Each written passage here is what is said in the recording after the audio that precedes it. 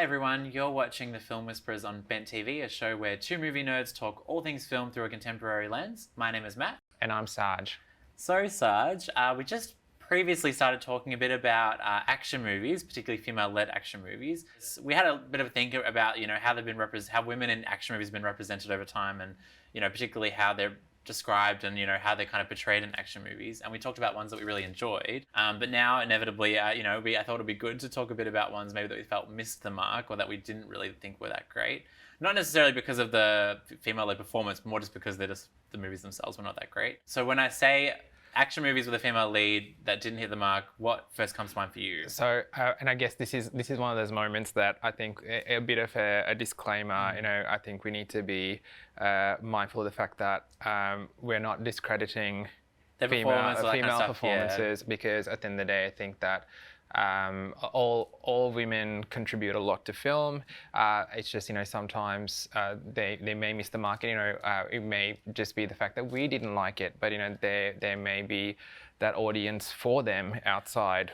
Would you agree? Yeah, and it could also be like the script was really bad. They had a crap script to work with, or it could be just like really poor cinematography or edit. It could actually not even. It could be something that has nothing to do with them. It's more just about the fact that the movie itself, the writers of the story just didn't there could be a number of different things, but yeah. Well, okay, so mine's actually is a threequel.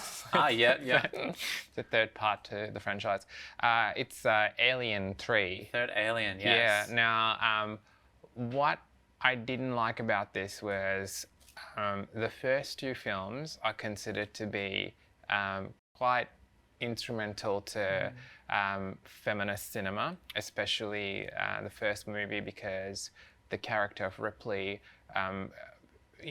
to see a character like that to see a character like that on screen was not common, and also for that character to be played by an A-lister like Sigourney Weaver was even more rare.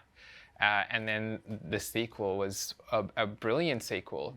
So I believe there was a lot of anticipation as to where they could take it from there. They set the bar so high. Yeah, and then I actually recently watched Alien 3, and I really struggled to finish it. I did, but it was one of those, what were they thinking? You created this amazing character, you've given this character some great storylines, what happened?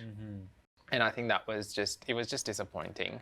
I haven't seen it in a very long time. Is that the one that has Winona Ryder? Yes, it is. Yes, yeah.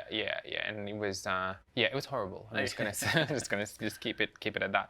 But then again, I just like to think that when people think of Alien, they probably do think of the first two movies, and I think everything from there is just forgotten about, because I believe they kept going, and there was Alien versus Predator, and so on and so forth. So the third one almost kind of gets a bit lost. Or it's not one that people really talk about that much, because it kind of it didn't hold up, right? No, not at all. And I guess this is when I don't know whether people would disagree with me, but I considered it an action film, but some people might say no, it's more sci-fi. I don't know, yeah. I reckon the Alien movies are action. I mean, they are sci-fi as well, but I reckon the action. Two things can be right. Yeah, that's right. Yeah. Anyway, so that would be my pick. But what would be yours? I was trying to think of it too. I think when I was younger, I never really gravitated towards this kind of superhero movies. So I didn't watch Spider-Man. I didn't watch The Hulk. I didn't watch oh god, what else? Daredevil. I didn't watch those kind of movies. Again, because I think we've previously spoken about the fact that I just didn't resonate with those kind of movies, these big kind of strong, straight. Anyway, whatever. They had the female love interest and stuff. I just didn't connect with them. But I do remember when I was little,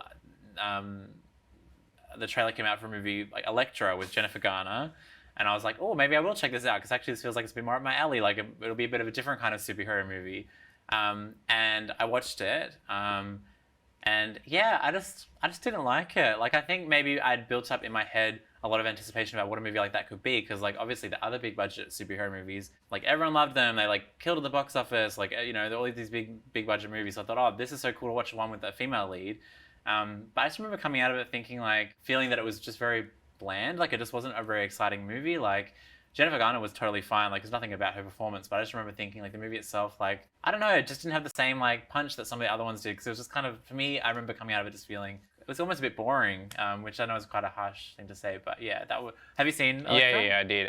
When Elektra came out, it was interesting because Daredevil, because it's a spin-off of Daredevil. Daredevil, I believe, had flopped, and Elektra is actually the better film, believe it or not. And at the time, Jennifer Garner was at her peak, so Alias was one of the biggest things on TV, and a lot of people wanted to put her in film, and it was around this time that Suddenly 30 came out as well. So she was doing, and a lot of these films ended up being successful at the box office. Anyway, with Elektra, if I remember right, the commentary at the time was, it was made so that people could see her in a sexy outfit, and that was pretty much the only reason as to why it was made. And this was one of those, it was a very bad attempt at getting men to watch a female-led superhero movie because, go see Jennifer Garner in this outfit. It was horrible. And I believe there's even a same-sex kiss in it. God, I can't remember. Yeah, I believe so. And, I think it's just disappointing that was what they had to do to get people into cinemas. But I don't think something like that would happen now. No, these days, there are a number of superhero movies, I don't know, Black Panther or whatever, that have cool, amazing, well-written women that are superheroes, right? Yeah. But yeah, maybe that was just I don't know, maybe it was a teething period where they just were they weren't really sure how to do it, so they thought they'd cater to the male gaze. Yeah, do you reckon? I don't know. I believe so. I definitely think that. Because the outfit that she wore, which is that red costume. Yeah. I mean, that looks like a dominatrix. Yeah, that's true. I think that they were probably trying to have that angle so that people would. The brand that Jennifer Garner was working with, I feel at the time, was this action type theme because Alias was definitely in that sort of same playing field.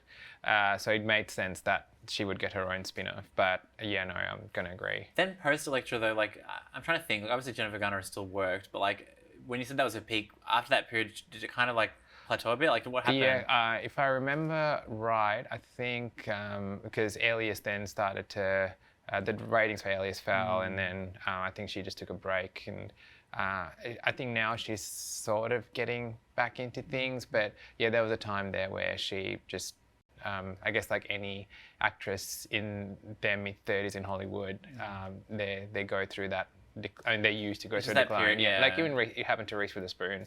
It happens to so many actresses. But then what tends to happen is actually now there's a career resurgence because more roles are available for women in a certain age group. It's a shame because obviously since then and more in recent times we've had some cool representation of women in action films, and particularly superhero movies, but it's a shame that one in particular, I don't know how it was critically received. I feel like it wasn't received that well. No, I don't believe it was, yeah. It's a shame because if it had been hypothetically written differently and was really good, maybe it could have meant that we would have gotten a lot more good representation because they would have thought actually we've got a market for this here, so they could have made more earlier. But anyway. Oh well. But anyway, that's all we have time for today. You have been watching The Film Whisperers on Ben TV.